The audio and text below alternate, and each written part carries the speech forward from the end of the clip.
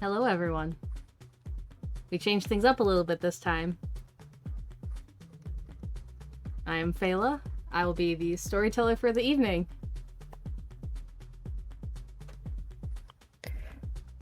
Hi, I'm Buttons, and you would know me as Shiloh, but tonight I am playing Miss Debbie Ritchie, the game girl.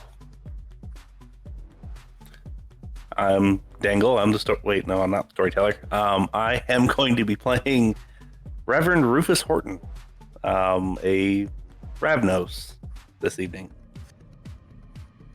And I'm Nenavar. I normally play Steven, but tonight I'll be playing William Johnson, the Toreador. So, we are missing Kosia this evening. She is playing a Ventru named Lottie. She was having some issues. For everyone watching live, happy Valentine's Day. For everyone watching the recording, happy belated Valentine's Day. Do you guys want to describe your characters and tell us what they look like?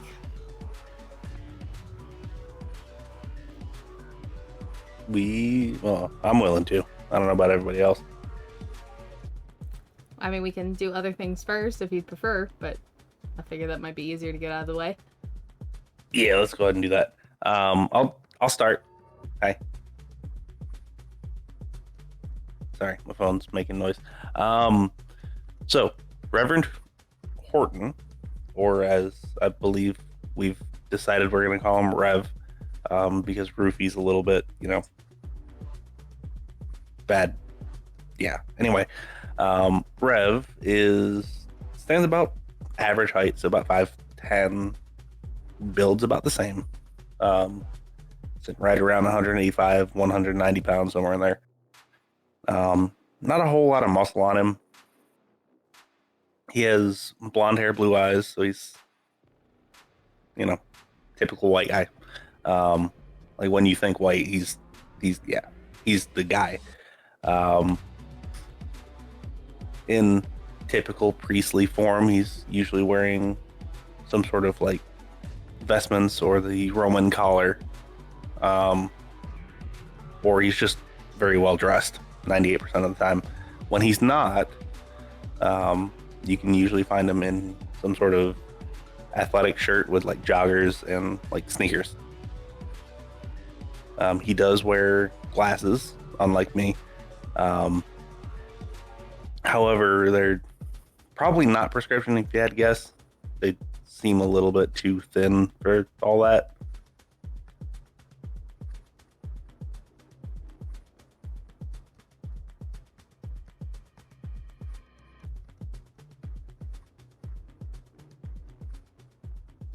That's all I got, so. Next person. All right, so William is a pretty tall dude. He stands at 6'6". He has shoulder-length wavy hair, he has thick eyebrows, and a very 70s style mustache. He wears what could pass for modern clothes,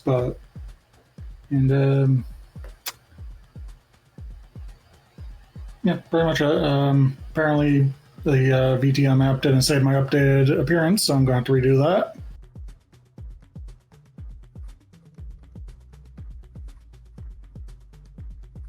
I guess that just leaves me then. So, Miss Debbie is a rather curvy woman, solidly built. She stands just above average at 5'6", 5'7". She's got wild curly brown hair, which tonight is pulled up, except for some bangs hanging loose. And normally she's seen wearing like really loose peasant blouse type shirts with jeans and whatever shoes she can get her hands on. But tonight she's dressed in a little bit more formal attire with a nice black dress that goes to about her knees. She's got a name tag that identifies her as one of the managers of Magnolia Catering Company, and she's wearing what looks to be an heirloom pearl necklace. So, this Chronicle 2 is taking place in Detroit. Detroit is old. There's a lot to do there. There's a lot of buildings. There's a lot of history. For better or for worse, there's a lot of secrets here as well.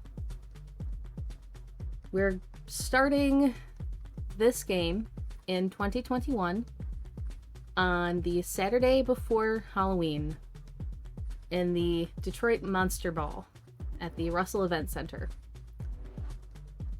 It is packed. You guys are not there yet. You are in your havens, currently getting up for your night. What is Debbie doing? Immediately upon waking, she'd go find her sister and check in with her about how preparations for their table at the ball is going to go. See if everything's ready and set up. There's not too many tables. It's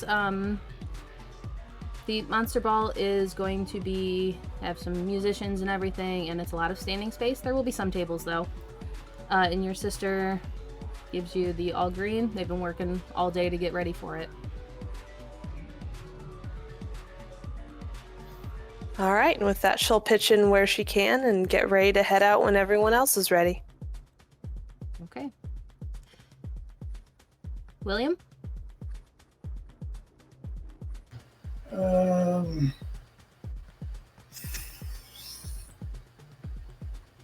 Probably just going to be sulking around somewhere, just kind of anxious about the possibility of seeing a sire again, because he'd rather not do that. Fair enough. You would know that many kindred will be there this evening. The music is mostly metal, rock, heavier bands like that, some cover bands. So, depending on what your scene is, that's definitely something that could be there. But all of the kindred who are the power holders in Detroit currently will be there tonight. What is Rufus doing? First and foremost, he is putting his van back together. As he's probably literally packing his bed up, putting it in places, getting his little cosmetics kit out, and fixing his hair just right, and fixing all of himself. Not putting on makeup because the time that he grew up definitely wasn't a thing for men to do such things, so he doesn't do it himself. However, he is making sure that he looks prim and proper and almost perfect. Not quite, because there's still everyone has imperfections. But as best he can get, he's gonna get. All right. Any last minute things you guys want to take care of before you head out?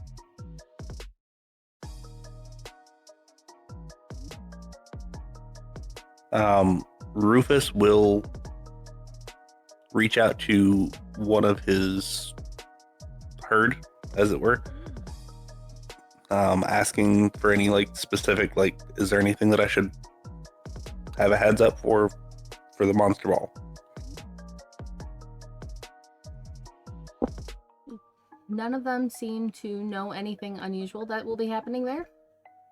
No news, nothing out of the ordinary. Just a lot of people that will be there. Can I get you all to roll your rouse checks for the evening? I am hungry. So am I.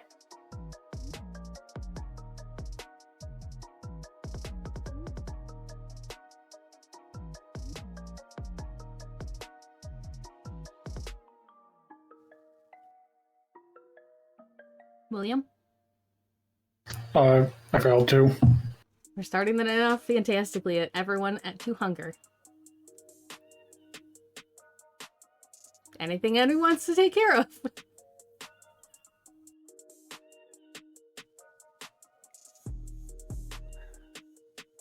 Yes. Mine's relatively easy. So, calls up the one person. It's like, hey, we need to have a talk. Specifically have a confessional. You know. All right, Reverend, just tell me where you want me to meet you.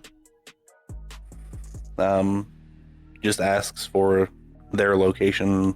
I'll come pick you up. And they give it.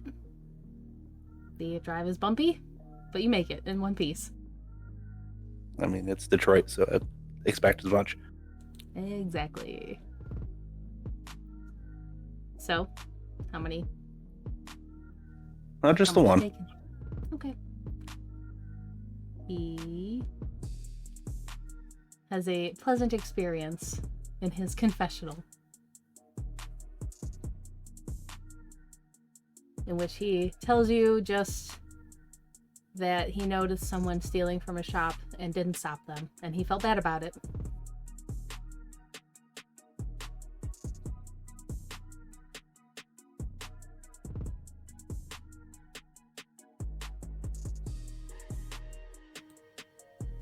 Anyone else?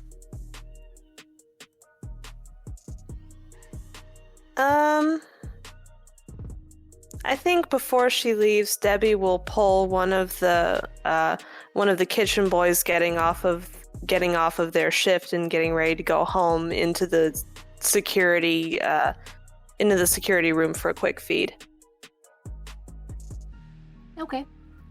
They have a decent experience with you as well there. Just 1 point. And Yeah. William. I'm going to stay at the 2 hunger. Okay. Living the night dangerously, I see. Even though it's supposed to be Dangle's thing.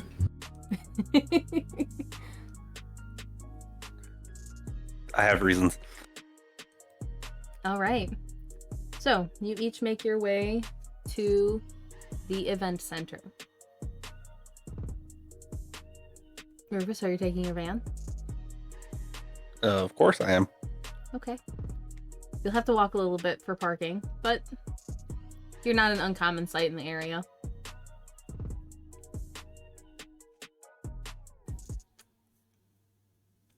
So, you all arrive. The music is loud. Party's already going. It's 10, 11 o'clock by the time everyone gets there. The night is yours. The music is pounding. You can feel it.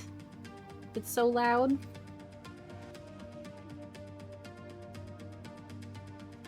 The night is cold, but of course that doesn't bother you.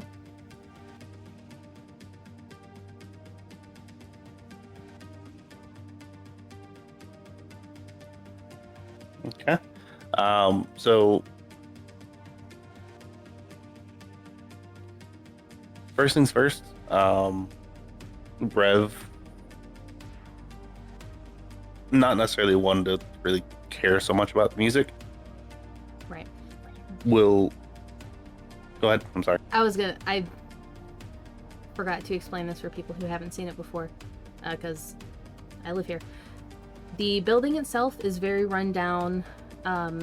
It's an abandoned warehouse building that has been converted into an event center. There's a makeshift stage there. There's sculptures made of rusted metal and loose metal and things like that. There's a whole lot to see here. The building is massive. Most of it's taking place out front, but people are inside the building. Whether they should or shouldn't, who can say? But they are there, and everyone is scattered around. So, first things first, Rev's not really one for this type of music. However, he enjoys the scene because people having fun, he enjoys. But he will put feelers out to figure out where Kat is first. Okay. a little hard to tell who is mortal and who is not here. Everyone's dancing away, having a great, fantastic time. Hard to tell who's breathing and who isn't. There are a couple kindred you recognize, though, and one of them is from Kat's group. They have the little poppy pin on them, signifying that they are with Kat, as most of her ghouls and the people she goes out with wear. And they kind of direct you that she, like usual in this event, is upstairs, mostly away from everybody. And hiding away with the other quote-unquote leaders of Detroit, even though there aren't true leaders here, as all of you are aware. Okay. He'll just... I'm like, alright, thanks. If you need anything, let me know. I know you know, but if you know people that need stuff, I'm your man. And he will make his way upstairs. They nod and let you go. Before we continue with Rufus, Debbie? Once Debbie arrives and makes sure her people are in place wherever they need to be, she's going to find a place where she can get a drink and just to hold, just to kind of blend in a little bit. Plenty of drinks to be had here, so that is quite easy to do.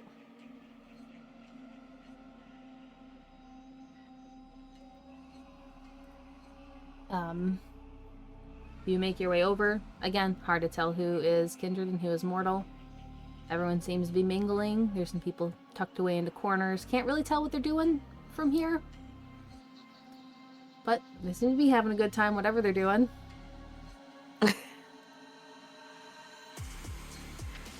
Once she has a drink in hand, she's probably going to hang out around there and just kind of listen to the idle gossip around her. Okay. Make a... Ooh, I don't have stats in front of me. I'm blanking on what everything is called, of course. Are you actively trying to listen in, or are you just being around?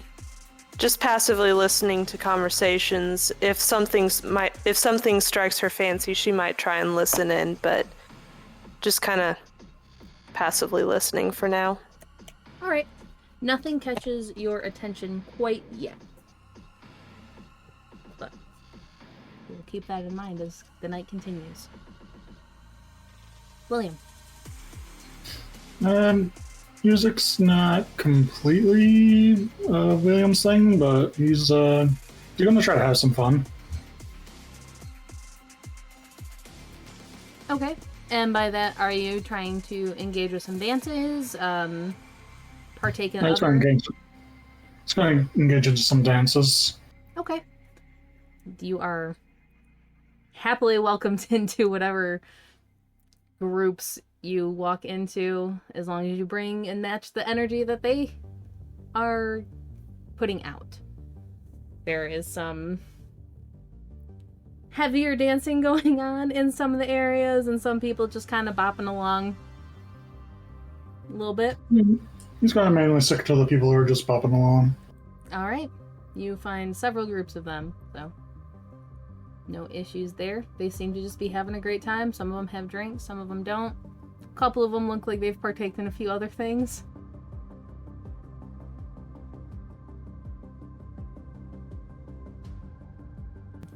But, again, nothing out of the normal. Nothing catches your attention as odd. Now back to Rufus.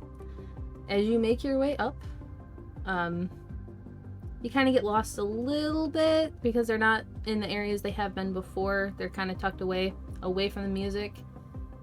This time, usually they're a little bit closer. But eventually you do find them. Kat is not alone. There is a couple other people with her. Okay. Before I approach, I will make sure that awe is in full effect. And as I approach, addressing her directly, Kat, it's nice to see you. I haven't seen you in 2-3 months now. Rufus, I almost did not expect to see you here. And Kat, Katarzyna, is a very pale woman. Her eyes are kind of faded over. Not quite blind, but something doesn't look fully right there. Dark hair, very straight. Scars cover the bottom part of her mouth.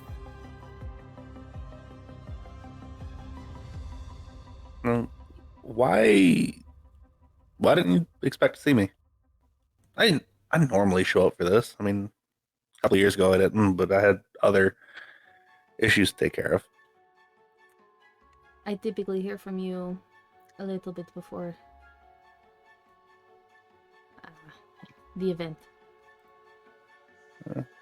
Figured this year, let's make it a surprise for everyone. So I can catch people, being people, rather than, covering it up. I see. What brings you here? Oh, just social call. No big deal. Figured you're... I won't necessarily call us friends if you don't call us friends. However, good associates. At least give you the common courtesy of checking in, making sure everything's okay if you need anything. I do not yet, but if I do, I will let you know. Okay. And Who? With her, you see people you would recognize. There is a man, dark skin but blotted, and pale, almost scars. Can't quite tell if it's scars or something else going on with his skin, but it's very heavily disfigured with what is visible. He has a heavy coat on with the hood pulled up. This man is King. He just kind of gives you a nod as you talk to Kat. And there is also a younger woman there, also very dark skin. Loose clothes, ripped jeans, bald, glasses on, probably same as you, don't need them. You know her as Cassidy. Okay. And she just kind of glares at you as you interrupt their conversation.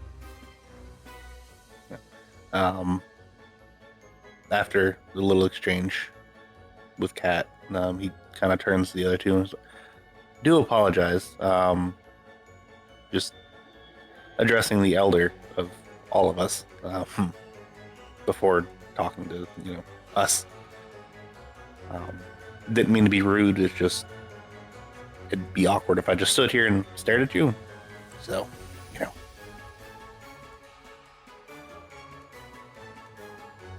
Well, you could have said something to all of us. Like I said, gives you some attitude there. Like I said, address the elder. It's the nice thing to do. It's the proper thing to do. Mm-hmm. But I get not all of us really care about that, and that's your prerogative. That's perfectly fine. I tend to be a little bit nicer. Most of the time, at least. Right. So did you need anything else? No, just checking in. I'm gonna be just making my rounds. If you need anything, by all means, get a hold of me. If I don't think you have my contact information, but I'm sure you can probably get it from somebody. If I need it, I'll get it. That's about what I expected. King, nice seeing you again. You need something, let me know. I know you typically don't need anything. So, I'm gonna leave you three to it. Have a good night. They bid you Farewell.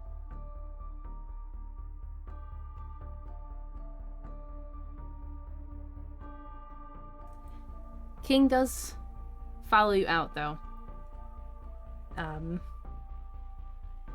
And then asks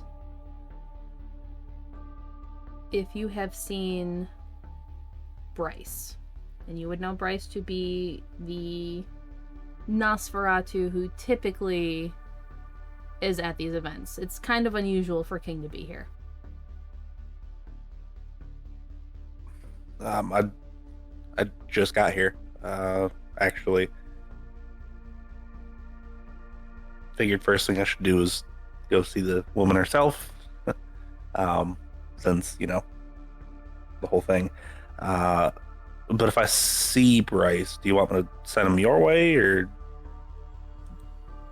Yes, I don't know where he is. Haven't seen him for a minute.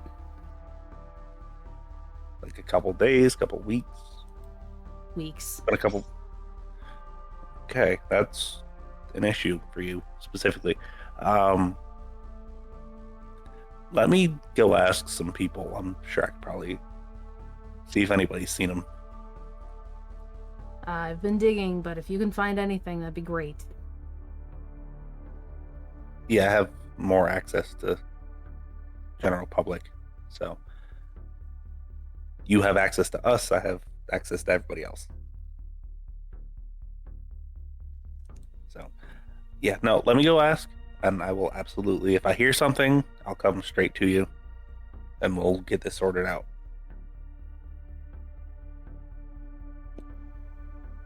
Debbie can get to me too if you can't. Okay. She's around? I haven't seen her. I've been up here. Oh, that's fair. Yeah, no. If I see her, I'll have her start looking as well. Thanks. And with that, he walks back into the room to continue his conversation, which, if you stop and listen for a minute, is about Bryce. He probably wouldn't stick around long enough. Fair enough. So, Debbie, your tables are finally set up. People are swarming them, as per what you all expected. They are hungry, and they are well watered and want to quench the munchies. So what did you bring them? It mostly would have been just an array of appetizers. There's some bruschetta, some vegan options. These nice little toasted avocado aperitif things, and some very nice cranberry jam and brie puffs, and some shrimp on skewers and just things like that. And as you watch these people devour what you've brought out, you realize they're not caring how fancy anything is. They're just devouring it.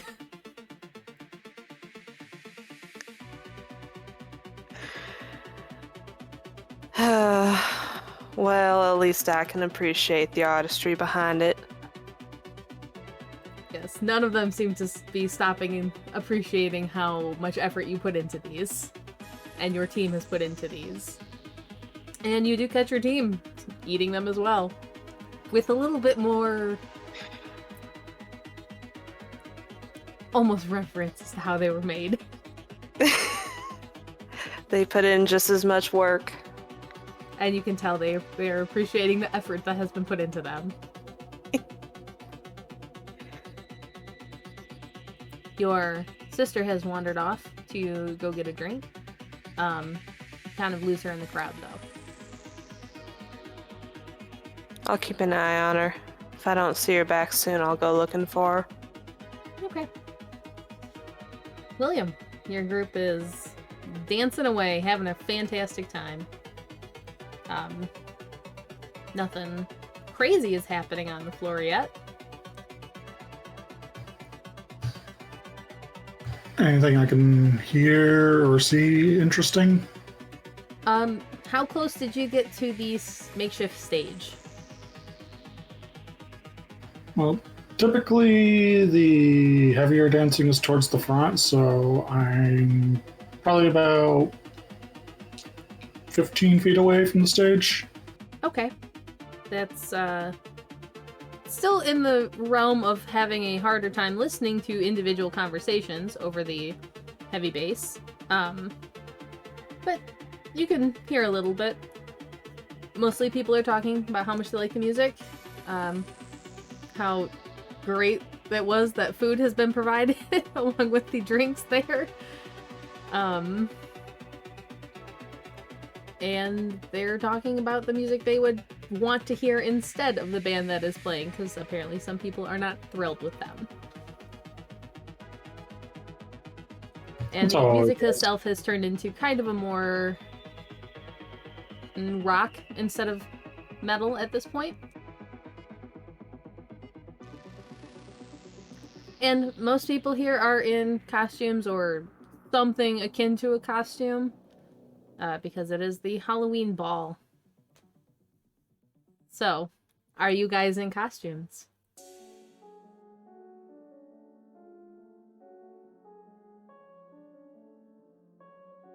Since Debbie's there as a vendor, she wouldn't really be in a costume.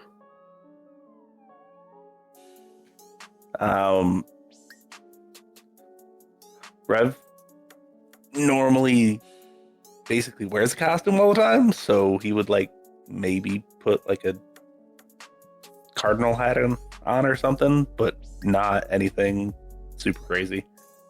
Okay. And William? Just dress as a firefighter. The ladies are swarming you. They are trying to pull you into the heavier dancing area, we'll say. I'll go with them. Fantastic. They are thrilled about it.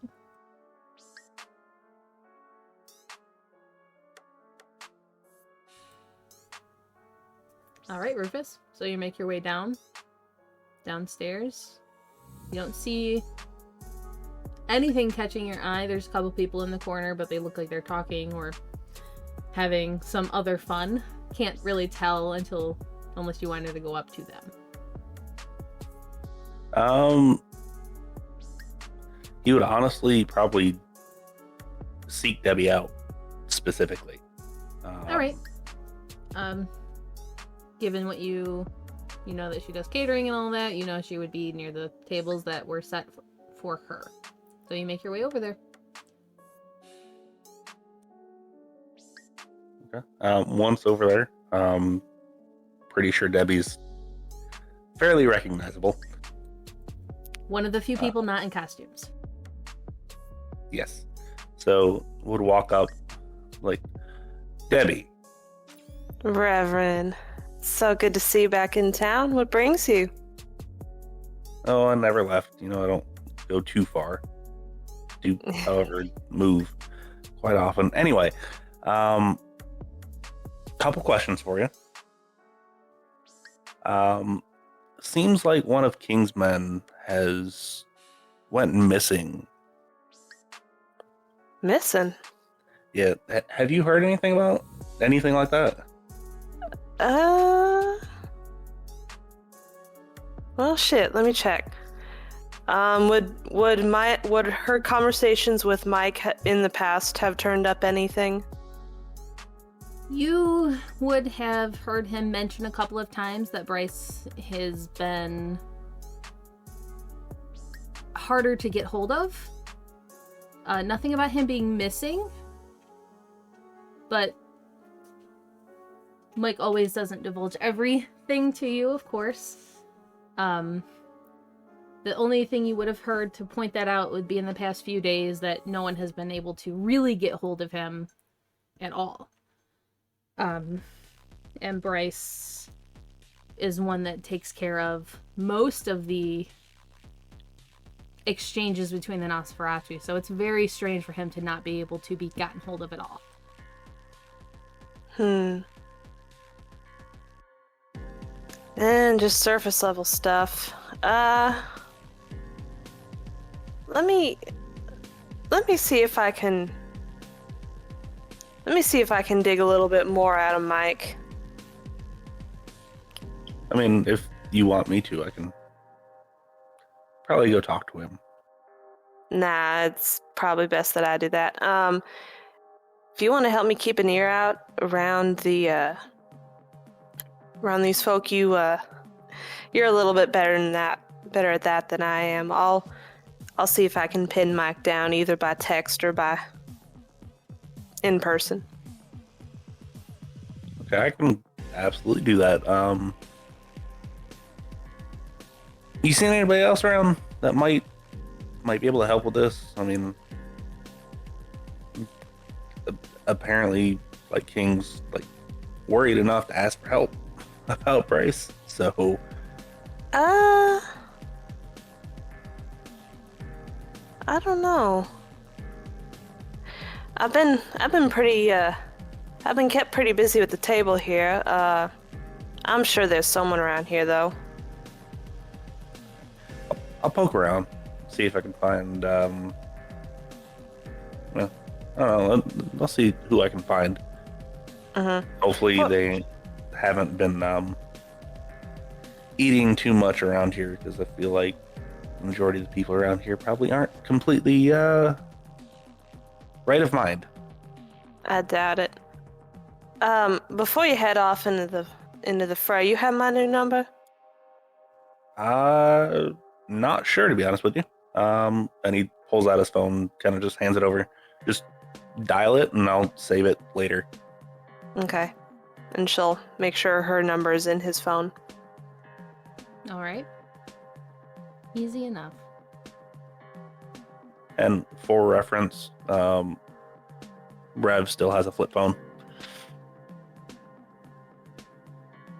Debbie would probably have an older Android smartphone that her sister would have gotten her back when they were updating the business to go digital. All right. All right. Keep in touch. I'll see if I can get a hold of Mike. Absolutely. And Rev heads off into the party.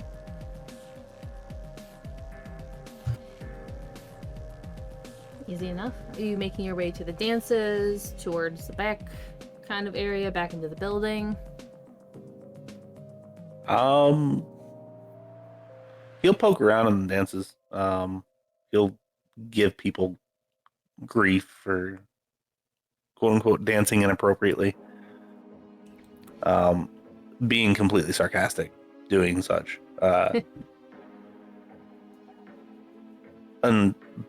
But he will eventually work his way back into the building. Okay. As you're passing closer to the stage, you see... you think you see a kindred you know, dressed as a firefighter, surrounded by people, having a fantastic time by the looks of it. He kind of chuckles a little bit and kind of works his way over a little bit. And through the crowd of people, he's like, Lily J! Oh, hey, Rev. Hey, when you're done here, come find me. Okay. I need your help finding information. You're a good, personable type. And William will say bye to the ladies and follow the Rev.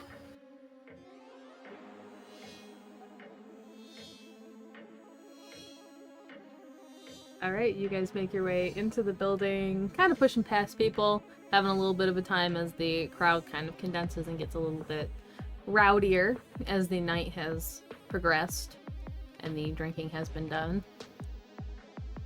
But you make your way in with little issue other than that. Okay. Once inside, he'll bring William to a more quiet area so he doesn't have to like yell. And he's like, "So, you know King, right? The Nosferatu." Yeah. Okay. We need help tracking down one of his guys by the name of Bryce. I don't know if you've ever met them.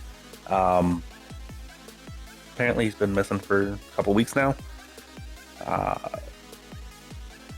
King's worried enough to ask for help. King doesn't usually ask for help, at least not for me. So if you can just kind of put feelers out, you don't have to. I get it. Like, you have other things that you probably want to do, but if you can just put feelers out, kind of get more ears and eyes on it, we can probably get this thing knocked out and get an answer for King. Might look good for you, and he might like give you something down the road. Who knows? Yeah, that sounds good. I'll help out. All right. Here, and he just kind of like hands you his phone. It's like, just put your number in there. I'll call you, or you can call me, or send a text message or whatever. I know I don't have your number. We don't cross paths a whole lot, so it is what it is. And William will put his number in his phone. It'll be. By the way, William has the a Windows phone. It's fairly cheap and has a cracked screen. That sounds about right. And it'll just kind of save all the numbers and make sure that he knows exactly who everybody is. All right. Easy enough.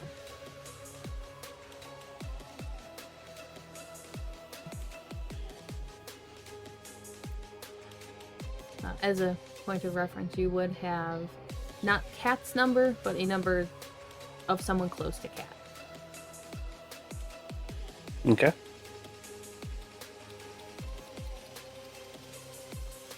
So you guys make your way in the building. Doing anything else, or kind of searching around lightly? Rev will kind of go from known kindred to known kindred, asking questions as far as like, has anybody seen this guy?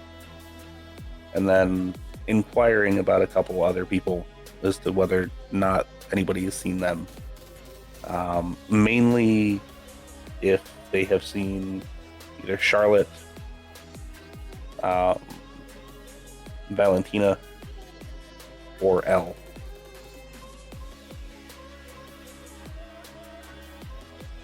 Yes.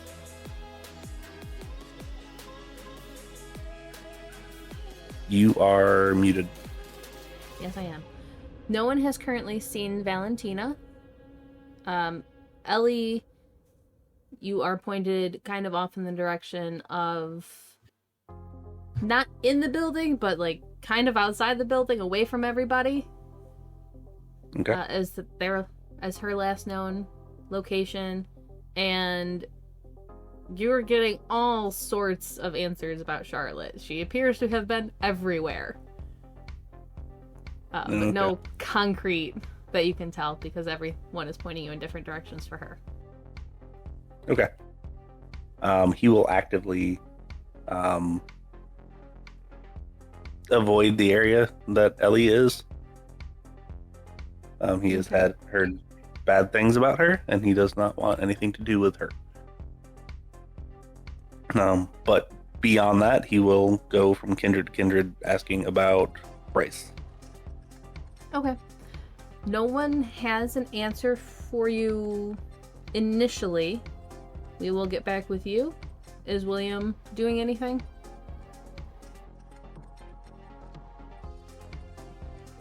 Or is he going with Rufus to do this?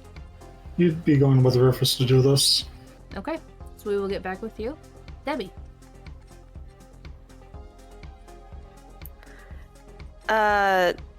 After talking with the Reverend, as he walks away, she will have pulled out her phone and started texting Mike and said, hey, can we talk?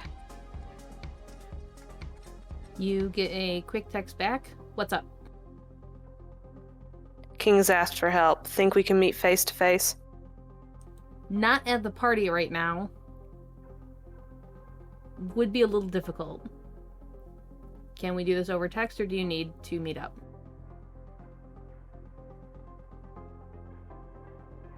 Depends on how much you trust the security around here. Not at all.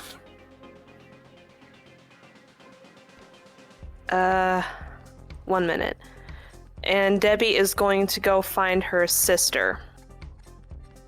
Okay, so give me intelligence and, well, either intelligence investigation or charisma and another applicable one.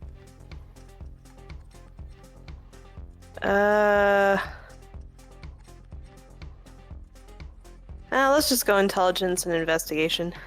Okay. First roll.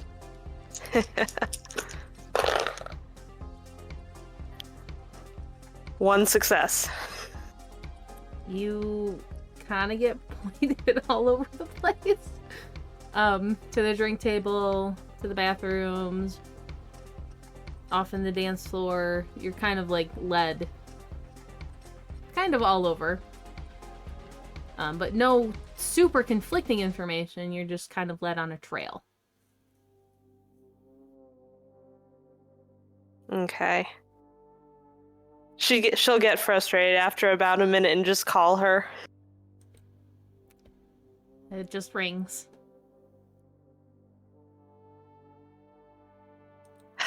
She does not pick up. Given the loudness of everywhere, it's might be hard to hear the phone. Fair. I'm gonna keep looking for her. Okay. We will get back to your search in a minute. Rufus. So you were doing some searching. You can also give me one of those checks. I'm assuming you're going to go with a charisma-based one. Yes. Would... You looking for a specific kindred or just kind of getting information on Bryce?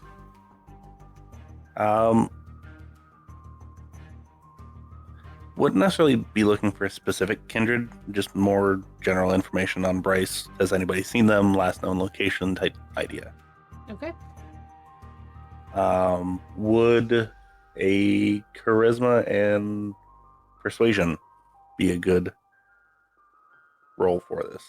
Yes. And also if you have William helping you, you can have one of you roll and add the successes onto the person doing the leading part of the search. Like we've done before. Second person rolls, add your successes to the other person's. Okay. I don't know what your dice pool is, William, but I'm willing to say mine's probably a little bit higher. Which skill were you doing alongside with charisma? Charisma and persuasion. I got 7 for that. Oh, mine's the same then. If I add my presence, it's an extra 2. I don't think it matters, to be honest with you, so let me go ahead and roll this. He's already rolling, it looks like. I got 4 successes. Okay, so you could add a crap load of dice.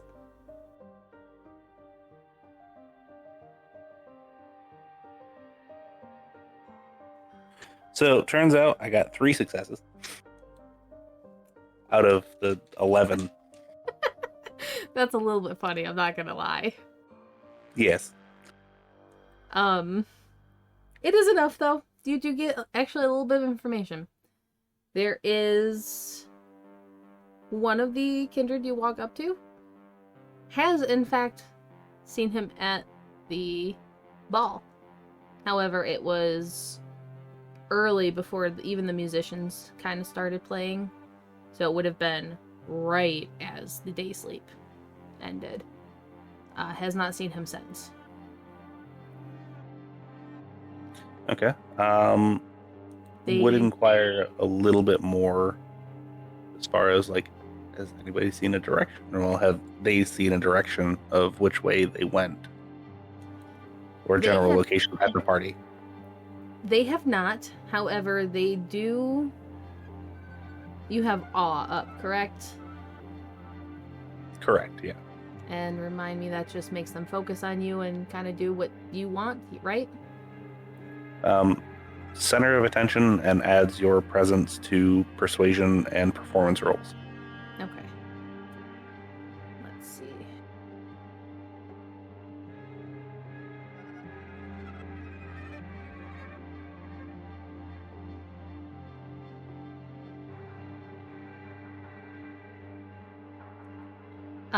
They do tell you that he looked a little bit frantic, but they didn't really think anything of it given the nature of everything happening today.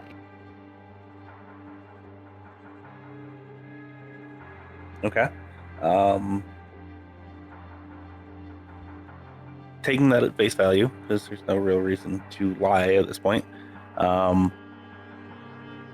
he's just going to be like, do you know if they were like around anybody before they went and disappeared again, or?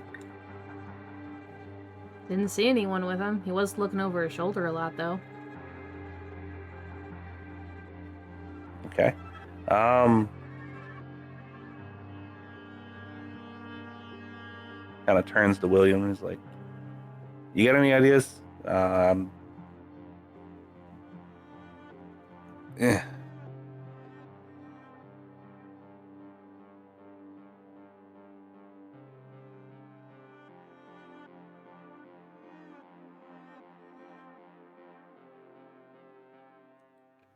Does William have a response?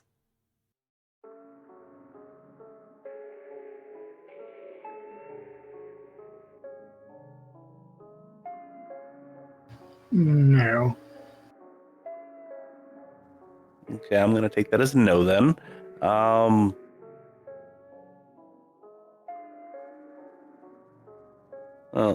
Whereabouts were they? I highly doubt we're going to be able to like track footsteps at this point, but I mean, if I can, what part of the building they were at, maybe we can get, maybe Debbie will be able to help us. Who knows? Oh, I was just getting here and he was inside the building, or he was walking in the building pretty quick. Not sure what was going on, but I had just gotten here, dude, because it was like sunset. Yeah, no, I get it.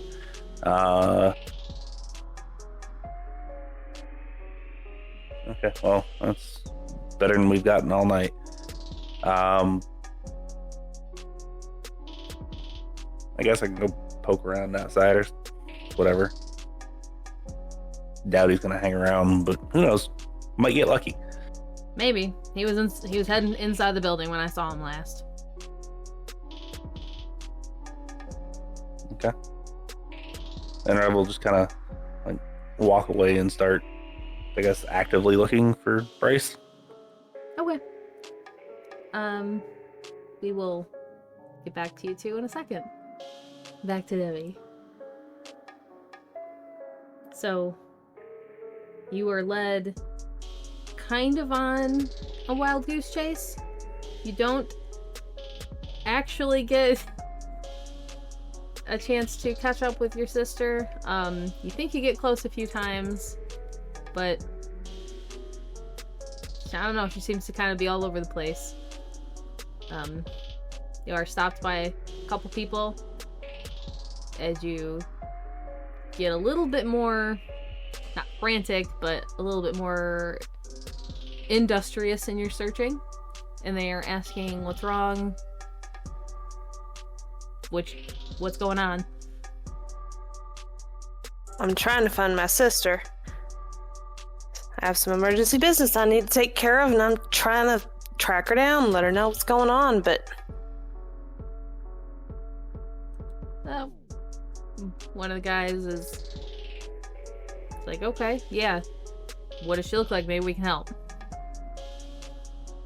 And Debbie will give them a description of her. She's a little bit shorter than her, got the same build, hair's a little bit lighter than hers. She's wearing a similar dress, but it's got like a floral pattern on it, and she's got a name tag similar to Debbie's. Only hers says, I want to say, named her like Brenda or something. I'm not entirely sure. That's so bad. That's pretty bad. That you don't. Yeah, no. Margaret. Margaret. Her name's Margaret, but she goes by Maggie. I'll keep an eye out. I got some friends that can help too, so we'll figure this out, I guess. We better. And they walk away. Not quite sure if they're actually going to help or not, but at least it's something. Is there like a security guard around or something? Surely there's got to be some sort of security. Oh no, this is all just mishmashed. I have overestimated Detroit, apparently. Okay, Debbie is going to make her way back to the table and get one of her assistants to just take a message for her, let her know that if her sister comes back, to pass on a message that she went back to the shop for a little bit, and that Debbie should be back shortly. And if we don't hear back from Debbie's sister, to let her know. Okay. They take it without any issue, and they wish you well in both finding her and whatever you're doing. Okay, so as soon as that message is off, she'll finally text Mike back. Sorry about that, lost track of my sister. Can we meet back at the office?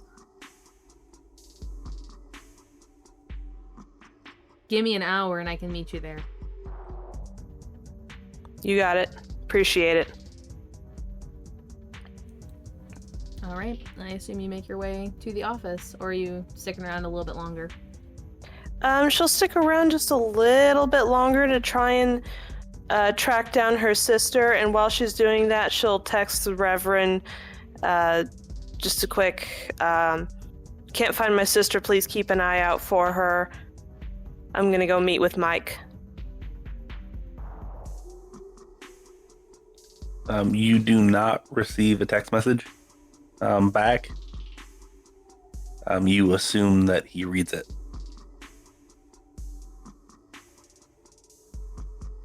Okay.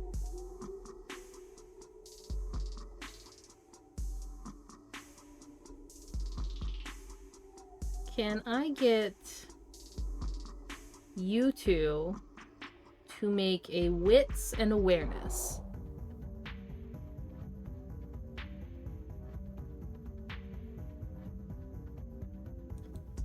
If Debbie's sticking around a while, she can do it too, but not so much to see on the outside. All right, that's a little bit better. That's 4. That's 1. Okay. William doesn't see much. Or doesn't notice much.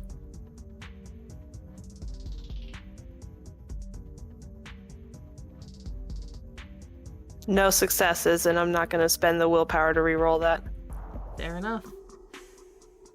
Rufus, you see, as you're making your way through the building, just kind of looking around, trying to figure out more information, seeing if you can spot him,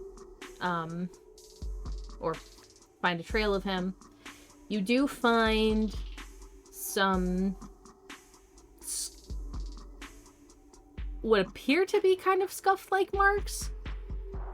And as you get closer, you see that it's like blackened on the wall. And there is a faint scent of blood. Okay.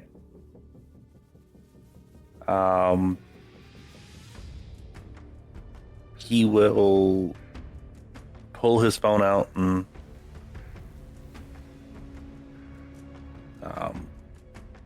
take the time to text out to Debbie. Okay, I think, and this is actual full on words, I think I might have found a trail for Bryce. Going to follow. No guarantees about your sister. And he'll send that. She'll just text an emoji of a hand with the middle finger up and then a heart. Would Rufus's phones be able to receive that? I don't know if It they would would. just- Yeah, it would probably just be 2 blocks. Yes. Fantastic. She'll do it anyway. Perfect. So, you found what either is scuff marks or soot or something on partially the floor and the wall, and you find the hint of blood. What is Rufus and William doing? Rufus will immediately start following. Okay. Can we tell how old the blood is? Give me an intelligence in either science or medicine. Yeah, those are both 0, so... Nope. You do not know how old it is. Because you don't see, it's hard to see because the walls themselves are kind of dirty and there's graffiti everywhere. It's hard to make out what is paint, what could be something else, how old it's just really hard to tell what everything is because the inside, as I said, is covered in graffiti and it's dark. So you smell it, you don't see it, you do notice the blackened marks though. It's a little bit obvious.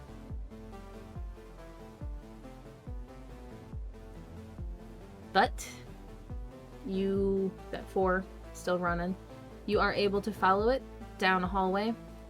You think you lose it a couple of times, but you go forward, turn a corner, and you pick it back up.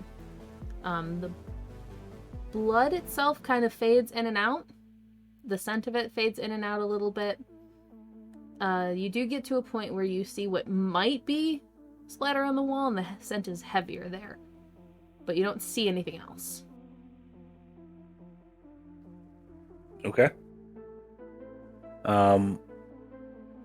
Assuming that this is a more up his alley, traditionally, clan-wise at least, he will kind of smile a little bit and it's like, if you don't want to follow, you don't have to, but I am 100% going to figure out what happened here. And he will continue on. Yeah, William will keep following him. Alright. So, Debbie. You hung around a little bit. You've tried to look around. Haven't seen anything, haven't heard anything. The people that you told about your sister, haven't seen them either. So, making your way to your office to meet up with Mike. Yep. So you get there faster than he would. You don't see any... Your sister hasn't been here that you can tell. So, not sure what's going on there. But 20 minutes later,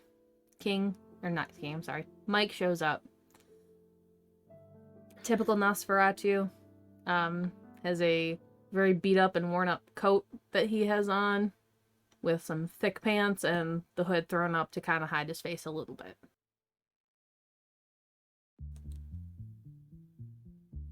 What did you need? I'll make it quick. So, King's asked us for help about Bryce.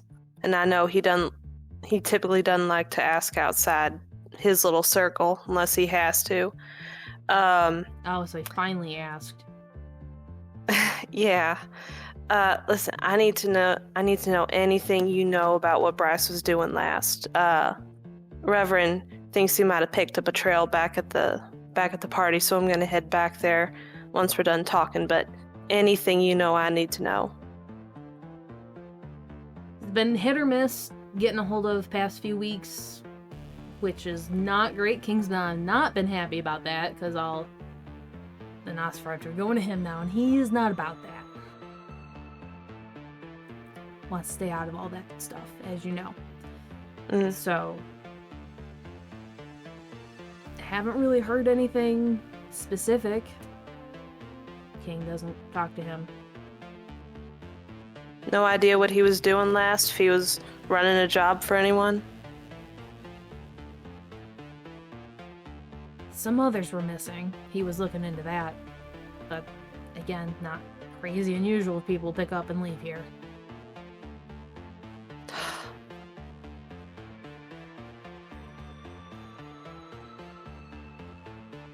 I don't really got anything else for you. No, well, I appreciate it. As always. Picked up a trail at the warehouse, though. That's the latest someone has seen him. It's been maybe a week since anyone's actually seen him. Really? Okay.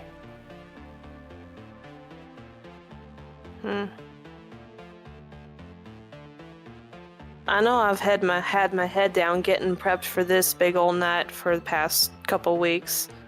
Is there anything been going on? I'm not too plugged into the political scene. A couple new kindred showed up. Nothing crazy. I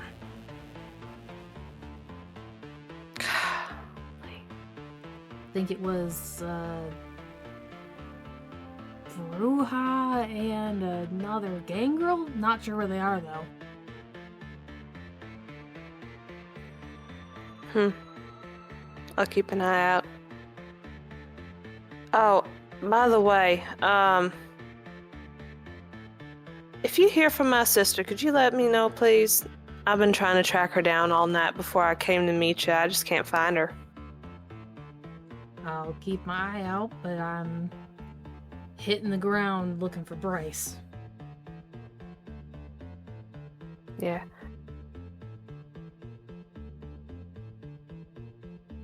Appreciate it, as always. Of course. Just glad King pulled his head out and finally asked. Well, at least it looks like it's turning up something. Hey, I'm gonna head back to the warehouse and see if I can catch up with the Reverend. I'll let you know if we find anything. Please do. Good luck. You too. And he leaves.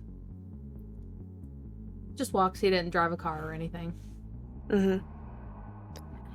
After Mike leaves, Debbie's gonna take a minute to make sure that that the shop is kind of as they left it, that the security's still up, nothing looks like it's been messed with, before she heads back. No, there's a couple people kind of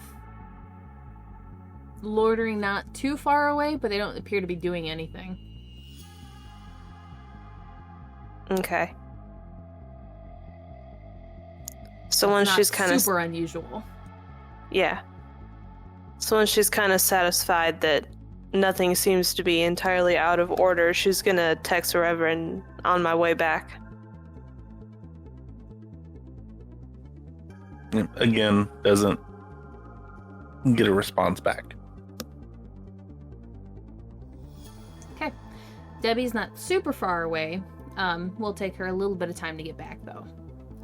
So, Rufus and William, you are now following this trail, leading deeper into the warehouse. The congregations of people have kind of died off at this point. They don't seem to really be going this deep into the space. You do find a couple more places where the blood has been. It doesn't look like it's splattered anymore. There's a couple drips that you catch on the ground, but mostly it's just the scent of it at this point, which is fading. Not as in like fading from time, just there's not as much of it.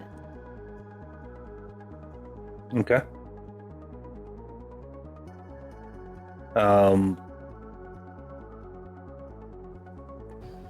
Maybe this is where the blood trail started. I mean, possibly, but the splatter.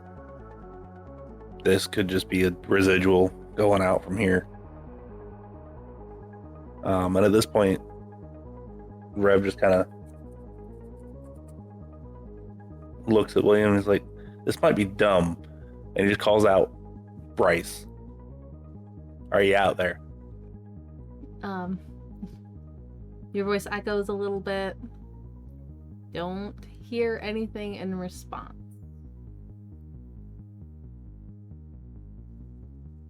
It's okay, we're not going to hurt you. We just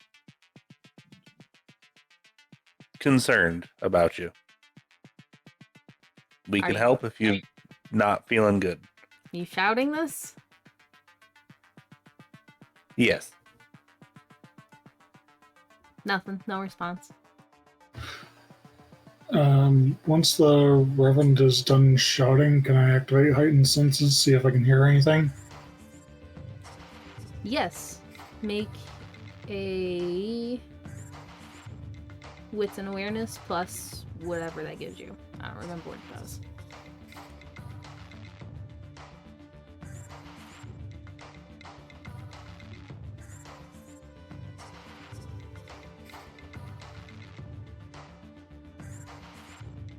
Five successes. Okay. Hard to pinpoint where it's coming from because the space has been echoing from lack of people and just lack of things inside of it as well. You do, at the tail end of the echo from Rufus, you do hear something move and footsteps running away. But they sound very far off. Someone's running. Well, if they're running, we gotta run, right? Yeah, can't quite pinpoint where they're coming from, so do you just want to pick a direction and go? You can get a general location, but not a specific exact one. You think you'll head in the right direction, but not 100%. So, yeah, it's coming from over there. Let's see what we find. Okay, good, because I'm not wearing my running shoes. And he'll just kind of take off, not necessarily at a full sprint, but definitely at a brisk jog at the very least. Okay. William will too. Alright, so you're keeping pace with each other? Yes. Okay. So you're running. You're running.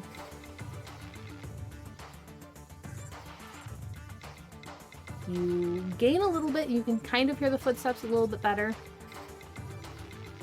And then you do see, you come upon a spot that has some bloodied bandages. Presumably this is where the person was. Are you stopping or you keep going?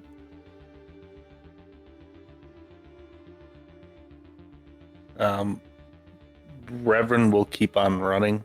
That's just him. I don't think William will get anything from the bandages, so keep running. Okay. So you do make it to a spot that has stairs going both up and down. And you think they headed downstairs. You still have not seen anyone at this point. You think you're gaining on them because the sound has gotten louder. They were apparently quite a distance. You heard them from very far away.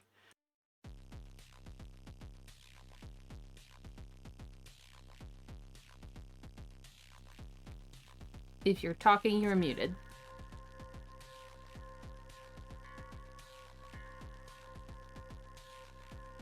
Just talking to myself. Want to see what something that I can't quite remember. Okay. So we'll pause on the stairs. Debbie. You do make your way back. Not quite sure where they are. One of your people spotted your sister from a distance, but wasn't able to get her attention. And by the time they got over there, she had been kind of swept away in the crowd. Fantastic. All right. She'll pop off a quick text to the Reverend. Where are you? As you guys are on the stairwell, do you have your sound on? He probably would. Okay. Immediately when it starts ringing, he would flip it open and answer. Okay. And William. actually try to call. Yep, I still have heightened senses up. Yes. I believe you have to roll a check. I don't remember what it is, but your thing should say that.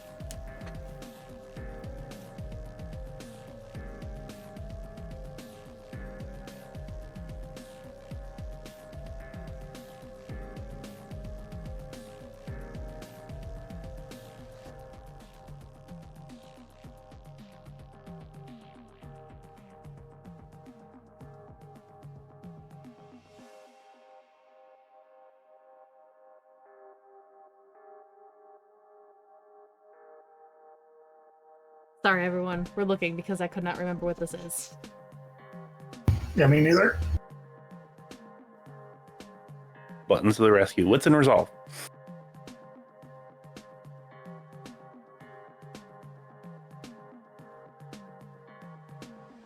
Does it say what its versus, or is it just... It's set at difficulty 3 or more, depending on the situation. Thank you. It would probably be a 4 because it's echoing in this empty stairwell. I got 4. So you are not deafened, but it is... Your ears are ringing. Ow.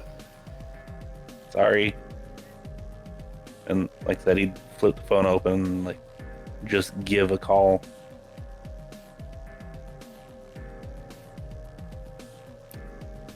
Hey, what's going on? Where are you? Back stairwell, we're going downstairs, right? That's where it sounds like it's coming from. Okay. I might have just deafened William, but that's my fault. How did you...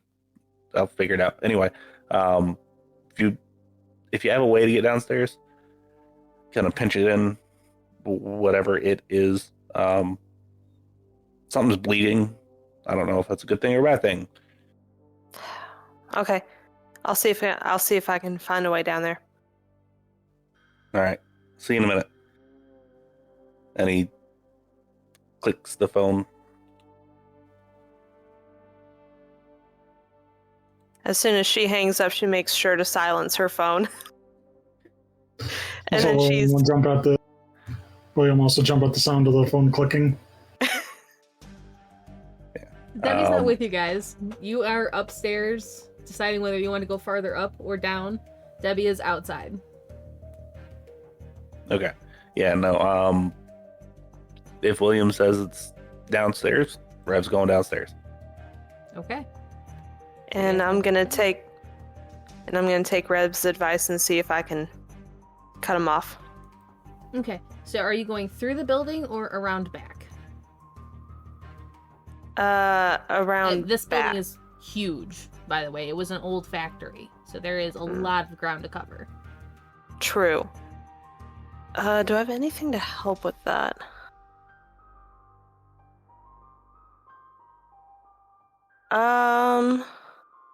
I don't think I do. I will take the direct route and go through the building. I will activate... Wait, there's mortals around. I will wait. Once I'm inside the building, I will activate Eyes of the Beast. Now, there are still Help mortals me. in here. But it's a Halloween thing, and It I is can a easily Halloween say thing. I'm wearing contacts. You can. Just wanting you to be aware that there are still mortals around. There's less of them in the building, and the deeper in you go, the less there are. Yes. So you can see without an issue down here. The graffiti is actually... It's layered and layered upon each other. It's really cool looking. Some of it is gorgeous, others are just words. But it's just layered upon itself. You can barely see the original brickwork of the building. There are broken windows. Some of them are boarded up, some of them are left broken. Most of them are taken care of just because of the things that happen here, but some have been broken recently and have not been fixed yet. It is devoid of furniture or anything like that. So you go deeper in. You don't hear anyone running that you can make out. And you don't see anyone acting unusual, and you do not smell any blood.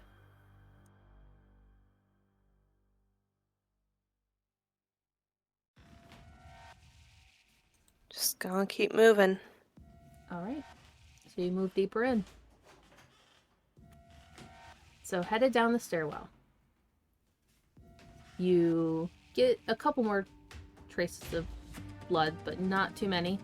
It seems that the wound may have been taken care of, and you just passed the old bandages. Or the bloodier ones, at least. You make your way down. There isn't a lot of ways to go other than straight away, but it is a large open space as you reach the bottom of the stairs. It is dark, and you can barely see anything, because there is barely any light. What you get is from the outside. Okay.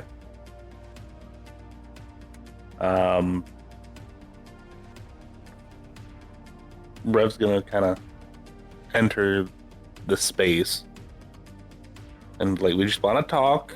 Like I said, we know you're bleeding. I can actually help you. Might not be the best at it, but I can help you. Just stop running, and yeah.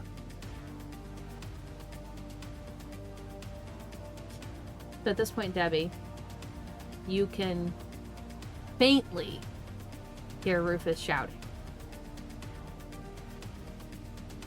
I'm gonna pick up the pace and try and get to them quicker.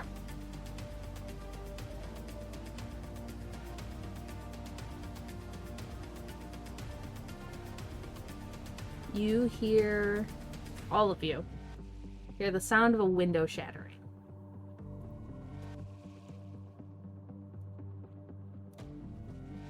And these windows are kind of large. Someone could fit through them if they are desperate enough.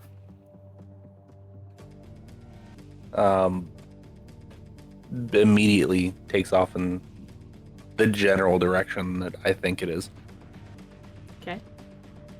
Debbie, once you hear the noise and you start making your way over to that location, you do see what looks like the back of a person wearing a heavy coat and a hat,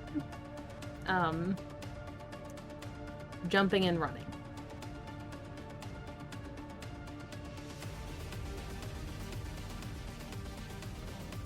We're going. We're chasing. Okay. So, you guys jumping out the window? Yep. There is blood on the window. They cut themselves on the way out. Okay. So we're going to do 3 and out. What would you guys like to do? After you get out the window, you see the person. They are hauling as fast as they can. They do have a backpack that they have shrugged back on. Potentially is what they used to initially break the window. You still have not seen a face. You have not seen skin. They are completely covered from what you can see. Anything so we can trip them up? You would have to throw fairly far to reach them, but it's possible. Yeah, I don't think my melee is good enough for that. How many bystanders are around? Like, are there people watching us?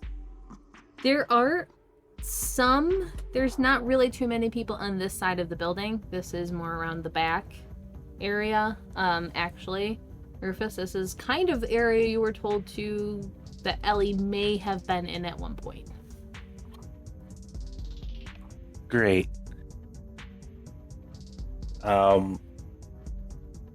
So not really caring about that entire thing and not having a whole lot of people out here. Reverend wants to try something. And he will put a small fire in their path using chemistry or chemistry or however you want to call it. Okay. It does require a rouse check, and it is manipulation and obfuscate versus composure and wits. Okay. I do not get hungrier, which is great.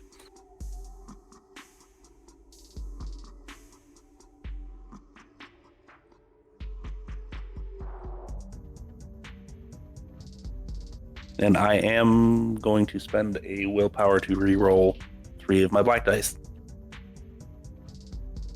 You probably don't need to. Okay, I got 2. Okay, so you might want to. Oh no, you're active, so no, you would pass. They got 2 as well. They start freaking out and trying to dart around. How big can you make the fire appear? As big as I want, but it's only going to be like a small trash can fire size. Okay, so it just kind of appeared in front of them. They start they throw themselves to the side. They don't stumble and hit the ground, but they do stumble and slow down. They are just very clearly surprised by this. Just trying to elicit a response and get them to slow down. You don't seem to have made them want to stop. But they are slowing down. They did stumble and lose their way. You can see side profile of their faces. They throw themselves to the side. Lighter skin. Doesn't wear glasses. No other recognizable features. Okay. Continuing on then. What would you two like to do? William will haul after him. Okay. Mm-hmm. So nothing else you guys are doing. Not right now. Okay. Don't have anything that can help me at the moment. Do you guys want to make me a stamina and athletics? Sure. I'm pretty good at that. See how quickly you guys can go. All of us? Or just some 2? Does chemistry take an action?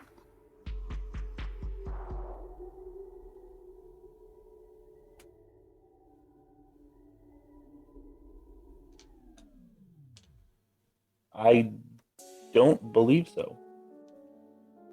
I think it's something that if I can imagine it, it just kind of happens. Okay, then yes, you can do it too. Yeah, I'm not worried about blood dice or anything like that. It's just how quickly are you guys going. Okay. I got 2 successes. I got 5. William? 1 success. Okay. William lags behind. Rufus kind of keeps pace at what he was doing. His focus was more on creating the illusion more so than gaining speed. Debbie, you get quite close to them. You can make out a profile now. It is a man. Kind of a smaller build, but seems to be fairly muscular. Can't really see what else they have on their person. The coat does have some dark patches on it. Probably the blood.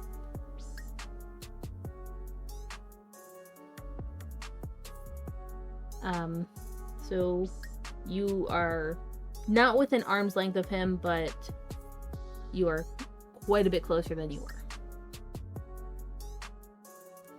The guy picks himself up and starts trying to scramble away from the fire and away from you guys.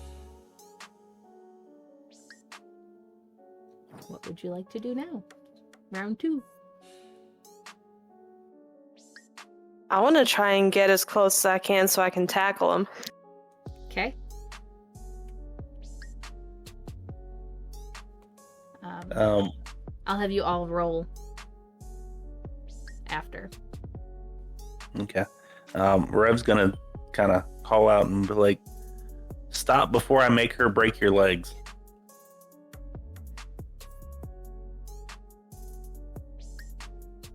Is he close enough for me to use compel?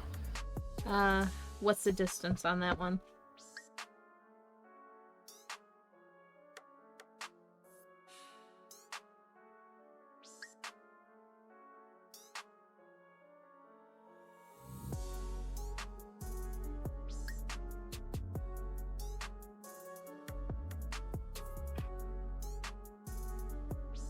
It doesn't mention a distance. In the book, at least. I'm assuming they just have to be able to hear you? It specifies with eye contact. Oh, he is not looking at William at all.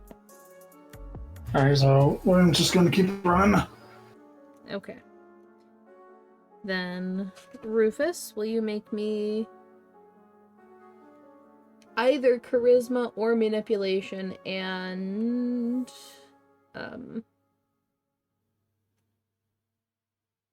intimidation? Yep, I can absolutely do that. I got, let's see here, 1, 2, 3, 4, 5 successes. Okay. And then you guys roll your athletics. Debbie, because you've done nothing else, get an extra dice. You got 2 successes. Just Okay. athletics? A stamina or dex and athletics. Either one will work. Yep, I got 1. Rev's not used to such vigorous activity. He doesn't have his running shoes. And William finally caught up to the old man.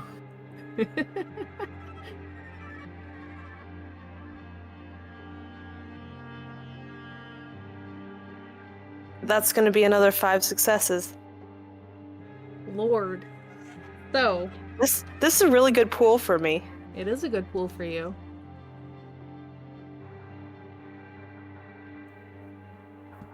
So between Rufus's fire, the threat of broken legs, and Debbie hauling ass after this guy, he drops his bag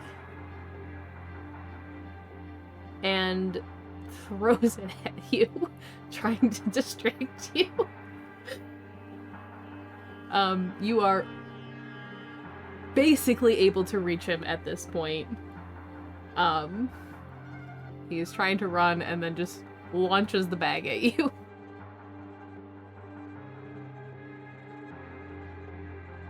Are you going to catch it, move out of the way, let it hit you? What you doing? I'm gonna swat it out of the way and move to take him down. All right. Give me Dex and Brawl. That's another good pool for me. Okay.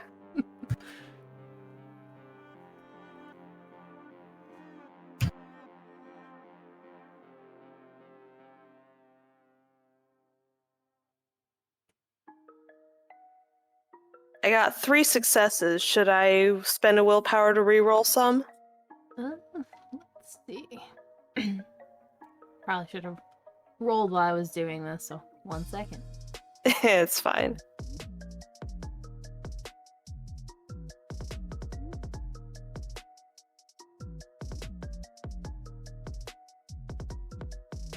You had how many? I had 3. You're active, so no, you won. Okay. You managed to tackle him. I'm just gonna... He starts cussing up a storm at you. Now that's no way to talk to a lady. I'm just gonna try and haul him. Haul him up, keep him down. Wait. Just kind of haul him like over so that he's pinned. Okay. You're sprinting through the street. Has kind of attracted people looking at you. No one's super close, but there are people watching from a distance.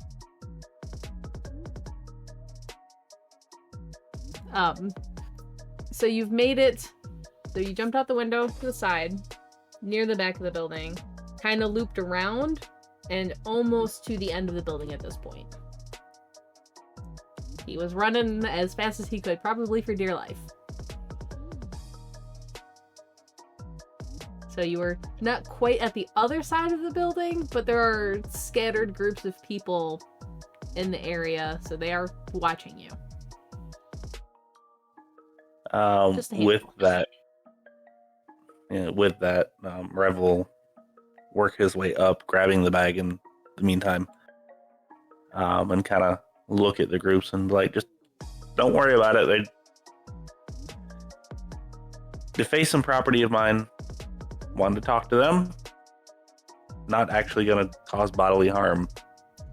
They don't particularly look like they care. They're just interested in what's going on. I would appreciate it if you left. Are you trying to be intimidating or persuading them? No, not any of that. And just kind of look at William at that point and be like, something that you can do.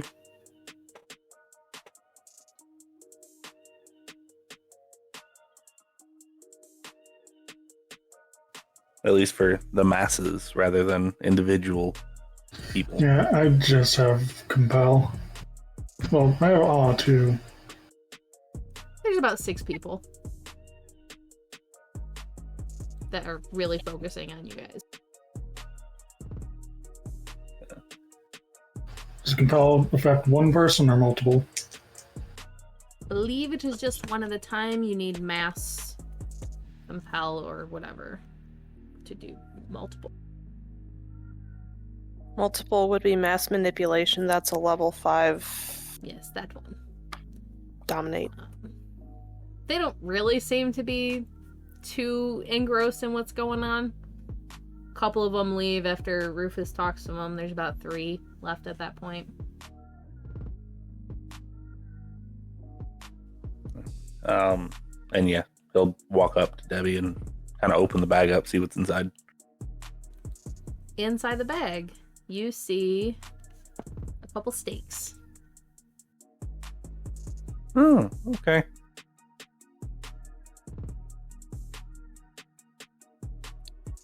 Well, now what would a nice young man like you need with those? He is refusing to look at anyone in the eyes and not answering. Not talking anymore either.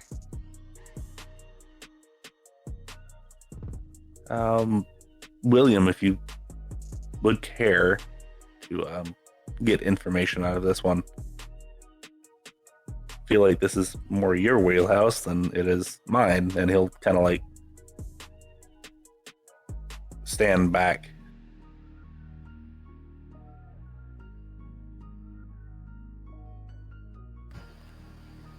So what are you doing in there with those stakes? Are you using compel? Nope, just regular asking questions. Okay. No answer. In the struggling that he is doing to attempt to get out of Debbie's hold, the scent of blood becomes heavier. He's apparently reopened some wounds. Now, I know you heard us when you said the Reverend can help you. So if you answer us, we may be willing to get the Reverend on that and get those rooms resealed. Don't want anything to do with you things. Oh, so it's like that, is it?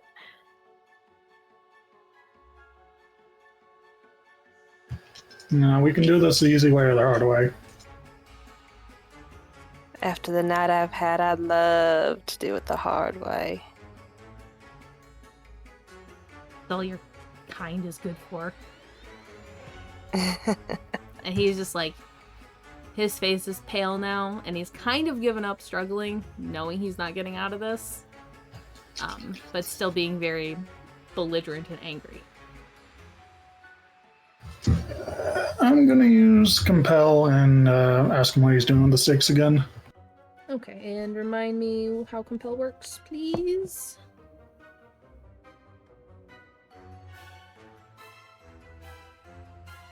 With eye contact, the vampire can issue a victim a single action command. And no longer than a short sentence to be obeyed to the letter.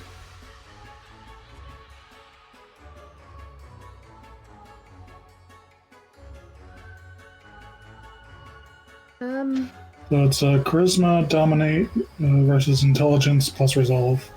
Alright, so give me that charisma and dominate. He is aware of vampires. And since he is resisting, but he'll have a little bit of a harder time just because he's immortal.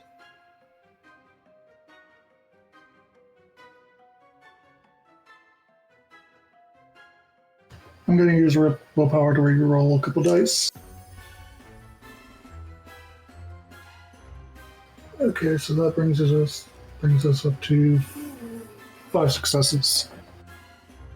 Okay, so with Debbie kind of forcing him to look at William, you make the eye contact that's necessary. And he grunts out, "I was hunting."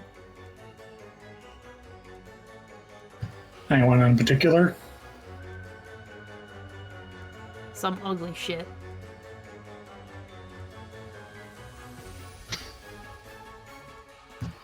Would you be nice and tell us what you know about him? He's dead now. Dead.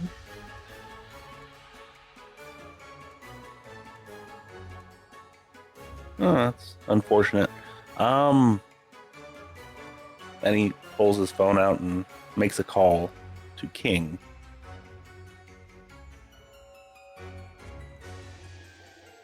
You want to happen to catch a name first, did you? I don't give a shit about names. And King picks up after a couple of rings. Hey, King. Rufus? Good news, bad news. We'll be bringing something up to you shortly. Is that the good or the bad news? Both. We figured out what happened to Bryce. Great.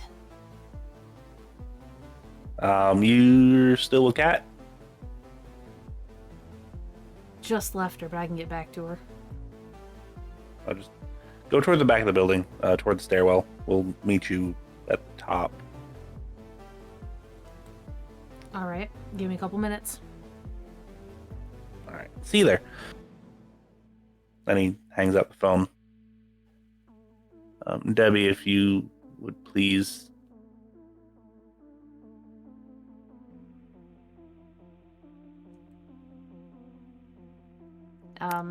Assuming Debbie is getting this guy to his feet. With pleasure, darling. He stumbles a little bit. Seems to be having a little bit of a hard time holding himself up. The central blood is getting heavier. And you, as your arms are around him, you feel like the wetness on your arm. He got hurt pretty bad. It seems. Riven, you think you can do something about that? I don't know if he's gonna make it to King. Oh, let's see what we got. Doesn't seem like he's going to be passing out yet, but definitely is having some difficulties. Yeah. Real basic, like if he can pack a wound with what he's got handy. I assume there's like a pretty good gash on like the stomach or something. Yeah. Side into the stomach area. Looks like some really sharp nails cut through him. Or something cut through him. Because it is straight, it's not jagged or anything. It's definitely a cut. And in that backpack there are more bandages. So you can tie it up. Not a ton, but serviceable. As long as he doesn't jump through any more windows or get tackled to the ground. Yeah, no. He'll do his best to tie him up. He's definitely no medic by any means, but he's seen first aid be performed before at the very least. Sure. Easy roll. Just give me wits or intelligence and medicine. Just so you don't see if you do anything harmful. William, you are at 2 hunger, right? Yep. Okay. You're okay for now. Everyone else is at 1, right? Right. Okay. I got 2 successes. Easy enough. You don't make things worse. Okay.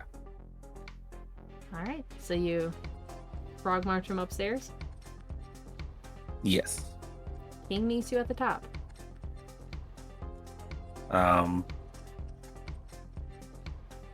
So, like I said, figured out what happened to Bryce. This is what happened to Bryce. Kind of just points to the guy.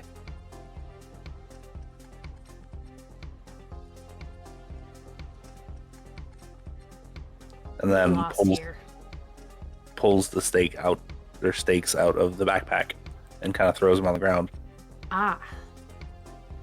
That's not good. No. Said something about hunting. Yeah. Definitely not good. I figure this is your man, your choice as to what happens. King will turn to look at the guy that Debbie's holding. And the guy kind of out of it still, but not compelled in any way, shape, or form, is angry and like spits blood on the floor and like has some blood on his teeth as he grimaces. And King just kind of shakes his head. That's not good. And will reach to grab him from Debbie. Debbie will let him go. Fantastic. I will see if I can get some answers out of him. He pulls out his phone, sends a text, and then looks to Rufus. Anything else in that bag? Some bandages Probably some personal items. I didn't really check through the entire thing. Just kind of hands over the bag too. Okay. He'll take it, and then he will start making the guy walk back downstairs. I'm gonna take him to my place. See if I can get some answers. I'll let you guys know. Okay, sounds good. Let us, at the very least, let me know if there's anything I should be worried about. Yeah, this could be a problem. Yeah, I've been around long enough to know where there's one, like freaking cockroaches, and they're everywhere. So. And he ended Bryce. Great. Yeah. Granted, it might be one of the special cases where Stake will do it, but, seen a couple of those before. Yeah, not many of them, though. My ride's about here, so good night. Have fun. Oh, I will. Marches the guy downstairs. You guys following? Doing something else? Now that you've handed everything off? Debbie's gonna pop off a quick text to both Mike and her sister. Found a hunter, stay safe. Mike sends you an emoji thumbs up.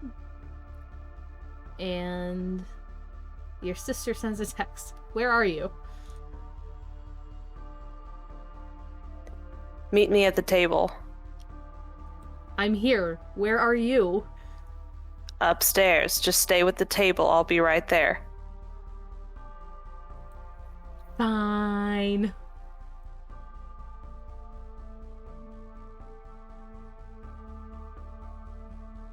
Reverend will take out a small mirror from his pocket and fix his hair and such. And kind of walk up front, going across the upper level. Back past, I assume, where Kat and all them were. And then rejoin the party from there. Yes, you do pass where they were. You don't see Kat. You don't see Kat. You do see Cass leaning against one of the windows looking down at the musicians. And you can hear the music up here, but it's actually a tolerable level instead of, feeling it through your whole body. Right. And Cass is paying you no mind. Okay, that's fine by me.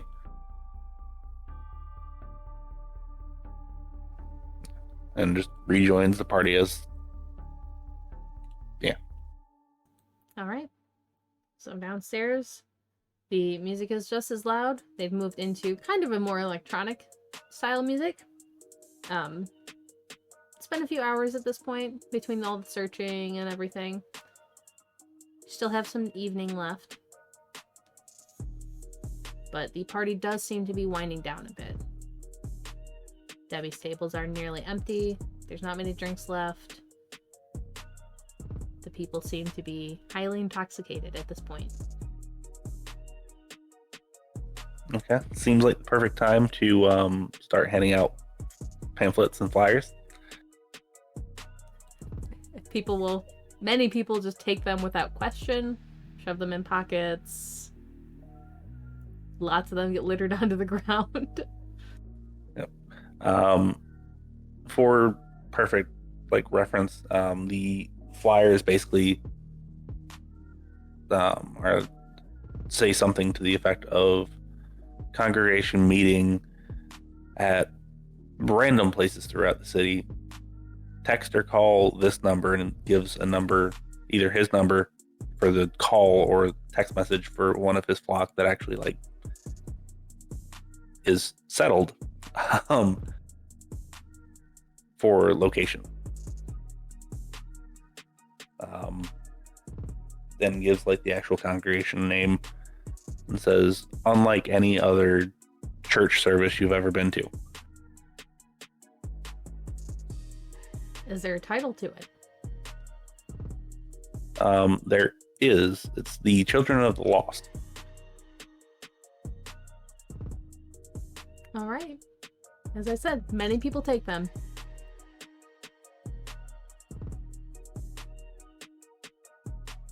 Most of them don't seem to know what they are or care. No, that's fine, as long as they have them.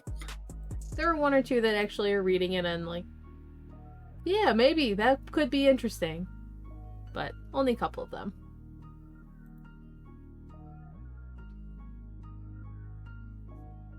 William?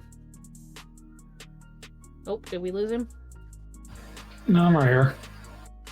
There it is. Right, so, we'll head on the dance floor, see if you can make any friends. Okay. The one or two of the group from earlier are still there and seem to be happy that you're back. But there's other people that gather around you too. Been having a good time at the end of the evening.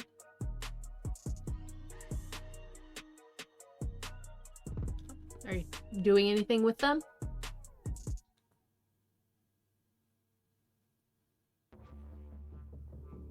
Just get to know them, see what types of music they like, and etc.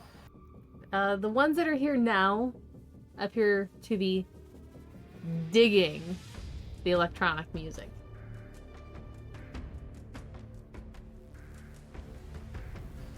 Good to know. Guys, let me know if you ever feel like hanging out again sometime. You do get a couple numbers.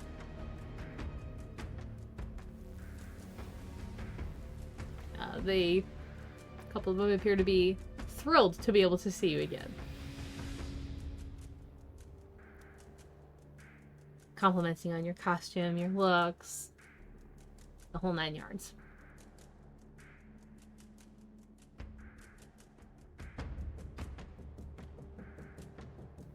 So the evening winds down.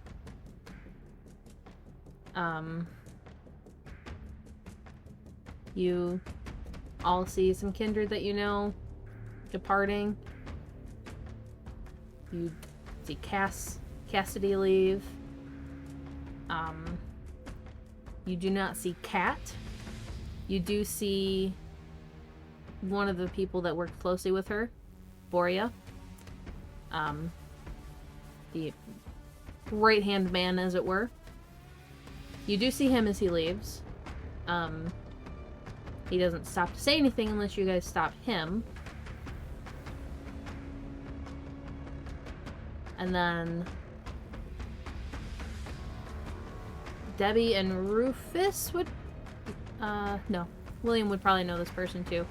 There is someone that you know works for Charlotte that you guys see leaving as well. Deidre. Again, she doesn't stop to talk to you, but she is not too far away.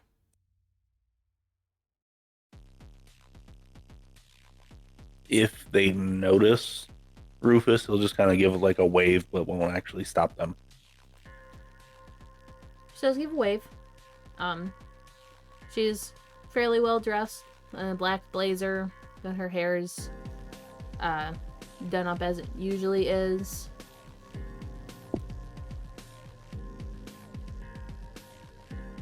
Doesn't really seem to be in a costume, but also is fitting in even without that. That's fair. But yeah, she'll give a nod and a wave.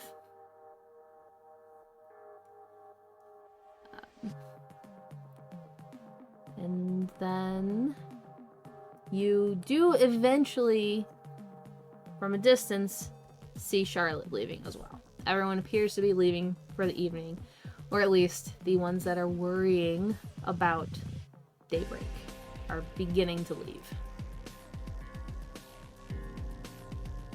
All right.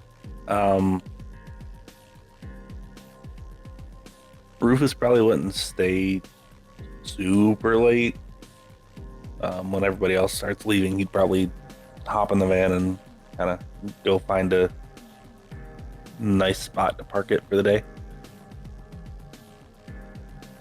Easy enough, and quite a distance from your last evening's rest. Yes. Are you sticking close to the building or farther away? Probably actually head closer to King's building. Okay. Easy enough. Just in case.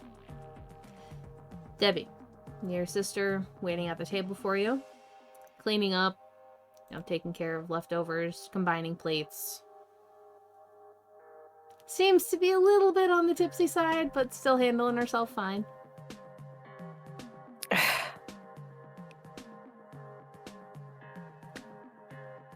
Jeez, never scare me like that again.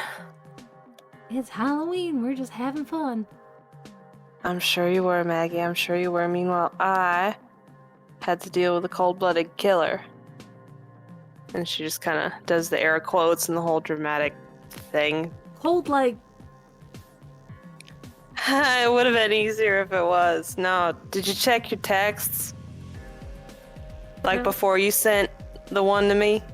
You know I'm not good at that.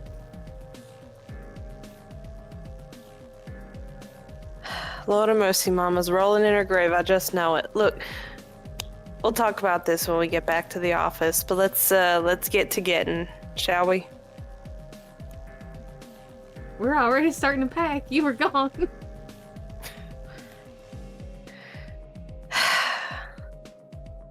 Didn't help that I lost time looking for you. Nah, let's just get everything going. And her and your people begin to pack things up, box up whatever is left. Not that there's barely anything left of it. Pack up all your belongings, get the setups taken down, put away, and you guys make your way back to the office and the building to begin cleanup and prep for the next day. William, your friends keep on dancing. They don't seem to be intent on leaving anytime soon. I'll say my goodbyes when it starts getting too late and head home. They seem to be upset that you're leaving without them, but don't make a big fuss about it.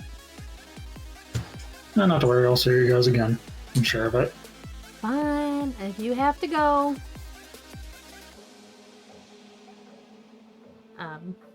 So you make your way back to your haven? Yeah. Okay. Nothing happens. Nothing impedes your trip back.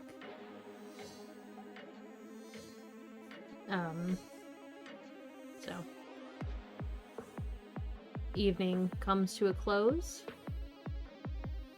William, you do receive a text from the person you were glad to avoid that evening, and just says, "Did you hear about Bryce?" I'll send a text back saying found the guy who got him. You just simply receive a, "Okay, stay safe." And I'll send back a you too. Any final things before the day breaks and you guys have to sleep?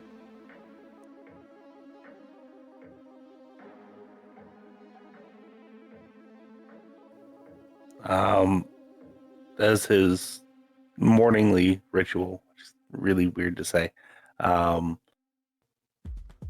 as he draws the curtains closed on his van and makes sure nothing will come in, as he lays down, he kind of says just a random verse that he knows, He gets like half of it wrong. I'm sure, because he's not reading it straight out of the thing. Then he kind of like checks his phone one last time to make sure nobody's like gotten a hold of him. He kind of just like sets it off to the side and kind of just lets it die over the course of the day, and he'll just charge it that night. All right. You have received no texts, nothing. No one hears from King that evening. No one hears from Mike that evening. The day comes. The building empties. And people go about their lives. Except for you three. And all the other kindred of the city. Because you're dead. Quite literally dead to the world at this point.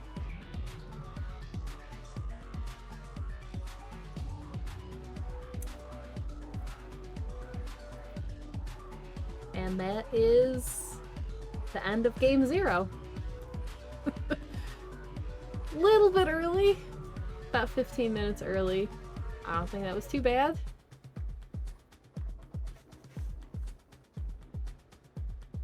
No. It's pretty good. Okay. Gonna cut this recording close now. But announcements first. Yes.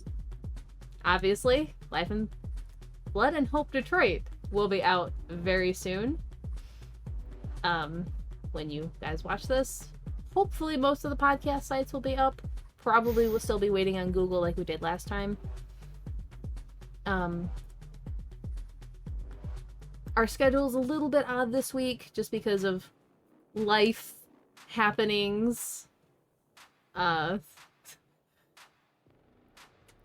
Yes, so Thursday will be our next VTM game, and that will be Chronicle 1, Life and Blood Atlanta, which is not ending, by the way, even though we are running a Chronicle 2, which is this one. They're going to be ran at the same time. Let's see, hit our socials. Linktree will be in the descriptions and all of that. You can find all of our stuff there. Hit our website. You can find literally everything there. Merch should be coming soon. Probably give it a couple of weeks. We'll start rolling out some merch. Anything else? I don't think so. I think you got everything. In a couple of weeks, we will be short on both Vampire and Call of Cthulhu games. However, we will be running some above the table games. Once again, life is happening and not everyone is able to join, so we will be filling in with a couple above the table games. Call of Cthulhu, by the time this is up, we will have ended Case 1. Never fear, we will be beginning a Case 2 not too far from now. Yes, we're still workshopping the action. Yes, we're still workshopping everything, but it will be ran by Dengle. Yep. So, can't tell you the name because we don't have a name. Can't tell you characters because I don't think anybody technically has characters. We have concepts, no actual characters. Yes. I have a name, but no concepts. Well, and attributes. Nice. Yeah, I have a broad idea, and that's pretty much it. And then Buttons knows what Buttons is playing, but probably not a name. Still nailing down like character specifics, like background stuff. Yeah. So, but yes, Investigation 2 will be coming. And technically speaking, each case is going to be relatively short, but that's fine. That's kind of how Call of Cthulhu works. So, will not be changing characters again anytime soon, to the best of my knowledge. So, all right. Thank you guys for joining, and my first time ever being a storyteller. Hopefully it wasn't too awful. please continue to join us on our tabletop games. Have a good night. Stay safe.